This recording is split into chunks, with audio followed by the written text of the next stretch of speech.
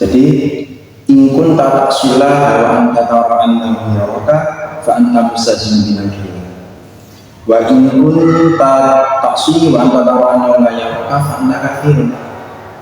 Jadi ketika mau bermaksiat, kita disuruh mikir, apakah kita merasa dilihat oleh Allah atau tidak.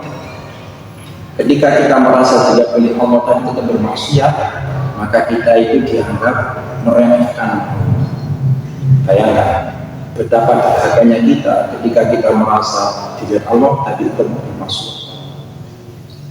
Namun ketika kita bermaksiat dan merasa tidak dilihat oleh Allah, maka kita seakan-akan kafir karena kita menafikan atau tidak mempercayai bahwa Allah itu Maha Melihat.